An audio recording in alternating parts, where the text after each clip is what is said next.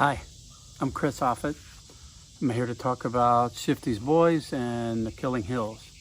Um, I'm right now living in rural Mississippi, where I was teaching at the University of Mississippi, screenwriting mainly, and film classes. So I wrote these books under quarantine, all of them, and there's four now. I guess the first three were under quarantine. And I loved these characters so much, every single one of them, Mick, Linda, Johnny Boy, even Marquis Sledge, Barney, and his mother Shifty. I just could go on and on. I loved them so much I didn't want to stop writing about them. So people always ask about Mick and where he came from. And Mick Harden is a pure invention, but he's really based on a version or a fantasy of who I might have become if I had been able to successfully join the Army.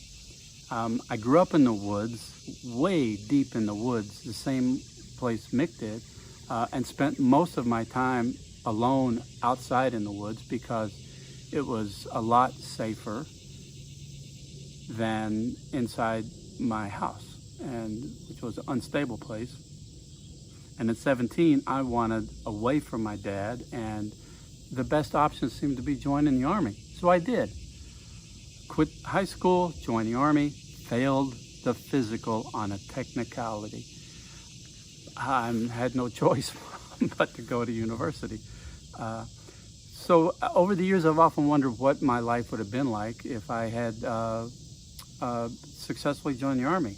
I really just wanted to jump out of an airplane with a parachute and a rifle. That sounded tremendously appealing to a naive, angry young kid. So that's Mick.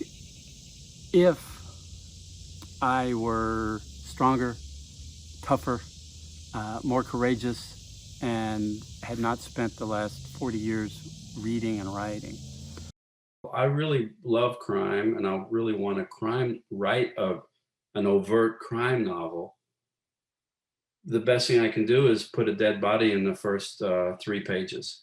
So that's what I did, and I think that might answer the question. It was like more like where I grew up was more like the relationship with the concept of legality. Like it was big, it wasn't that big of a deal what was lawful or what wasn't. What was more important was, don't piss off your neighbors. You know, that was a much bigger concern than the gray area of what was legal or illegal.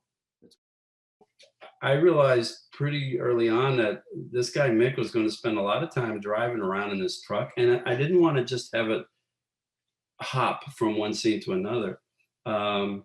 So there's nature, beautiful nature to describe, which I love, and then I just had him interact with people along the way. At one point, he picks up a guy hitchhiking, and that was just because it was a long way for he had to go. And I thought, my God, he's been in this truck for 3 days of writing. I got to have something happen. So that the interesting thing about that, especially for this crime novel, is that there's not a lot of shootings, was the term we used in the hills. And when somebody did get shot or killed, half the county knew who did it and why. And the other half had a really good suspicion, and nobody would talk to the police because there was an expectation that the family would do it. And the law enforcement was not trusted at all. It was a county sheriff, elected official, so that automatically brings in corruption. But it was also part of the cultural mistrust of authority, whether it's police or politicians, or in my case, town people. And that made for a really interesting world, or a real interesting narrative for me to drop a murder into this environment, and which was not the first homicide, but really the first one where it wasn't obvious to everybody who the killer was. Right. It's one of the really entrancing things about this character is he has this toolkit. Where'd that come from? I mean, I made it up, you know. When I was 17, I dropped out of high school to join the Army, and my plan was to be a paratrooper and be a warrior, all that stuff. And I failed the physical. And then the last day of registration for the little local college, I just walked in and signed up. I was sick of the hardware store where I was working.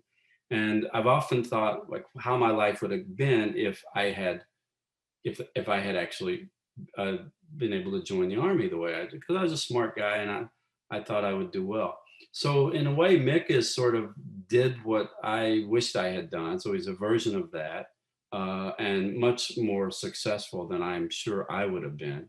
Uh, and I also thought about him as he was an experienced in combat and went to the CID, the Criminal Investigation Division, and what those skills and how they would affect his personality.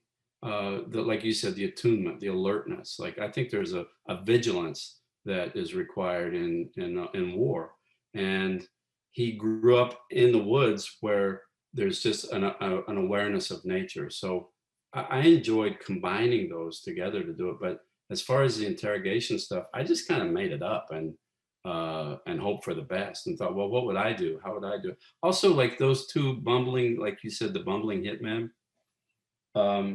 I tried to write them with compassion. You know, I like those guys. Yeah. And so you said that the reader might be, they were amazed at what happened as well. I think that was I loved them. I love all the characters. So that allowed me to bring compassion and generosity to them and made it a lot more fun to write, you know. Yeah.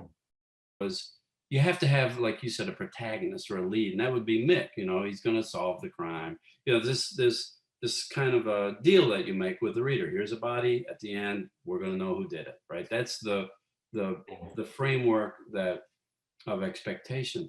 But I wanted to write it as if the protagonist was the culture of the hills. Including the land and the people and the way everybody thinks and talks and their values. And that was tremendously freeing for me as a writer, and also something I'd always wanted to do, but never knew I wanted to do it until I discovered that this form was the perfect one. I'm wondering if you could talk about your process of revision and specifically how you knew this book was done. Well, I like revision. I like all parts of the writing. I like the first draft. The first drafts are often really long because the people talk. I like to talk. I like the characters to talk. They talk a lot, and I have to make sure that what they're saying is important. Same with the actions. It's like going down a hallway. If this metaphorically writing is going down a hall, like I just go into every door that's there and go and see what's in there and come back. So then I wind up with usually a very long first draft. And then it's a case for revision. Revision for me is to just go through and cut out anything that doesn't belong, make sure the opening and the ending is strong, and make sure it doesn't sag in the middle. I know that sounds formulaic and maybe kind of lame, but that's the initial approach. And then beyond that, I look at each section, each paragraph, each sentence. I try not to repeat words too close to each other. For example, I'll really bear down on the revisions and make sure that everything that's in there deserves to be in there. I will cut wholeheartedly and wholesale sections that I might really like, but they just don't fit, you know. And then to answer how do I know when it's done? I run through a lot of drafts and I label them carefully and date them and all that. And I print out each draft. That's done when I can realize that on this most recent draft, I have just changed conjunctions to commas. And in the last draft, I changed commas to the conjunctions. In other words, I can't make it any better than my skills are right now. That's how I know when it's done. It's just you're stuck with a slab of life the rest of the day, in which you have to do things that aren't nearly as exciting as inhabiting the imaginary world. You know what I'm talking about, Jonathan? Of course. Yeah, no. I mean, there's somewhere where Hemingway talks about how he writes first in the first part of the day, and then the problem of using up the rest of the day. Well, he drank. I mean, that certainly used it up, you know, and I avoid that as much as possible. There's other things to do. Do you hear and see your characters as you're writing? Yeah, absolutely. I mean, I'm completely, I think visually. Before I started writing, I wanted to be a photographer.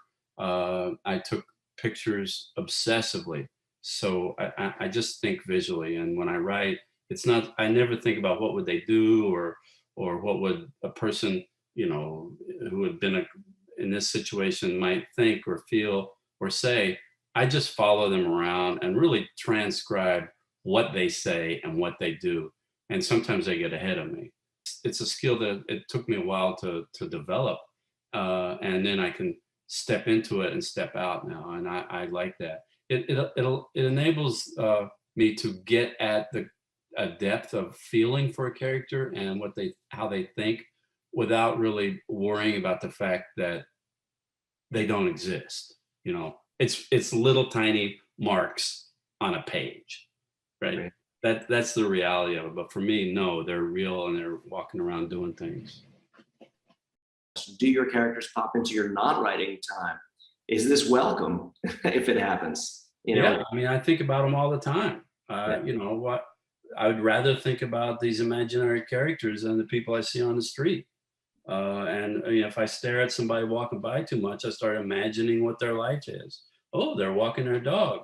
What kind of dog is that? How long have they had that dog? I wonder if that dog ever bit them. You know, maybe that dog would just attack them right now in front of the house. Like, you know, so I would rather funnel that imaginary life onto Mick and Linda and Johnny Boy and Shifty Kissick and these other characters. Yeah. So the answer is yes, and yes, I welcome them. The more I think about them, the more I know them. The more I know them, the better I can write about them the next day.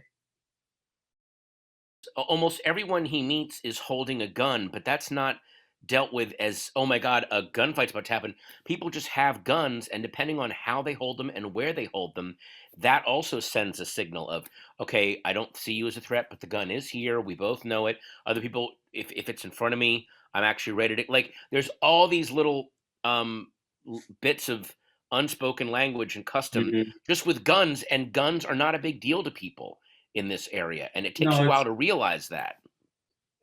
people talk about a gun culture, and I mean, it's, I wouldn't even call it a gun culture. People have guns because there's a maintaining of the pioneer mentality Yes. that has stuck with the culture in the hills, and that is that a weapon is a tool, you know, with a Right. specific purpose, not, and which is typically not shooting other human beings. You know, it serves Yes.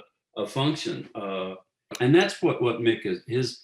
You know, he's a combat veteran, and he's been investigating homicides in the Army, and now he's back. Right. And the last thing he wants, his primary thing is not to solve the mystery so much as just to stop what he knows will be a cycle of bloodshed. Yes, exactly. There's going to be retaliations and stuff. Yeah. I loved Sherlock Holmes when I was a kid, and I read Yeah. Sherlock Holmes constantly, and he was observer, like that. He didn't have Yes. superpowers. He didn't have weapons. I mean, he just solved everything by observation, and then there was a term for putting it all together in his head. You know, Right. I can't remember the term he used. Mhm. And I wanted to be a detective when I was a child, and Wow. I read Sherlock Holmes, and I thought, well, I better learn how to be a good observer. So I trained myself to observe, which really helped me as a writer, of course. Oh yeah. And then I found out that to be a detective, you actually had to be a police officer first. And Yeah. I thought, I don't think that's for me.